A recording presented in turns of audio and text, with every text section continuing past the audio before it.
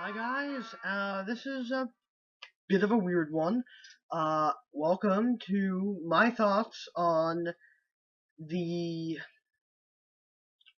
movie Mr. Smith Goes to Washington. Now, I know what you're probably thinking. Why the hell did I watch that movie?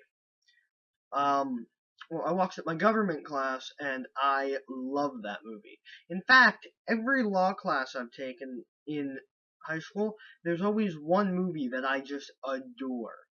um, Death Wish, Primal Fear, and Mr. Smith Goes to Washington. And I'm sure there are a few others that I'm forgetting to mention. Whatever. So, it's a Jimmy Stewart movie, or James Stewart, if you prefer calling him that. You know, the guy, George Bailey from It's a Wonderful Life. And, it's a fantastic movie. He plays, this guy Jefferson Smith, and the senator dies, and uh, the mayor and the governor of his state is being controlled by a man named Jim Taylor, who's like a political boss. And Taylor says, "I want you to put my guy in," and then the public is like, "Fuck that, we want our guy." And then the governor flips a coin, and it lands like on the side. It doesn't land on a head or tail, and so it was landing against a newspaper which named one of the exploits of Jefferson Smith, which was saving people from a forest fire. So he says, "I picked that guy," and they send him. And the other senator, Payne, he worked with Jefferson Smith's father when he was a young lawyer, and they both fought for lost causes. And then Smith's father was murdered by a political boss, allegedly. And so Payne was given his power by Jim Taylor. And so there's a thing about uh Payne that I noticed, that when like Payne, it was known that he was going to be involved in the scheme because Taylor wanted a guy that would not go against whatever he told Payne to do. They wanted someone naive, which is why they picked Jefferson Smith, because he doesn't know what he's doing.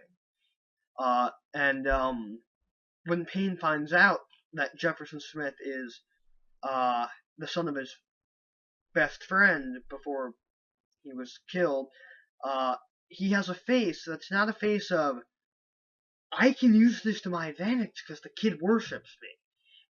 It's a look of, "Oh God, I feel really bad for what I'm about to do." And that's actually one of the reasons I like that character. And so Mr. Smith goes to Washington and becomes a senator, and his secretary, Miss Saunders, is has been debating quitting because she doesn't like the corruption, and she knows what's going on. She was going to quit, but then Payne was like, "I'll give you a bonus if you don't quit," and she stayed because money.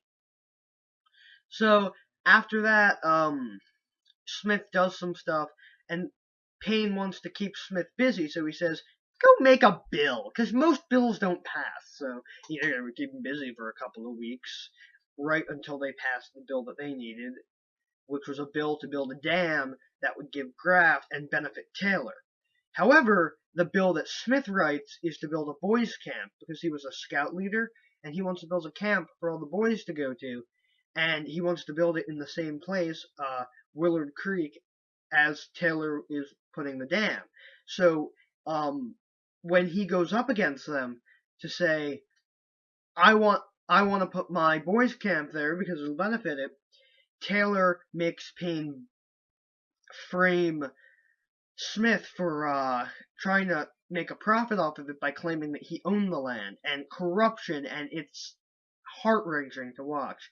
And then Smith, on the day they were going to expel him, filibusters and talks for 24 hours straight, just pretty much bullshitting. I mean, when the government shutdown happened a month or two ago, at least at the time of the video,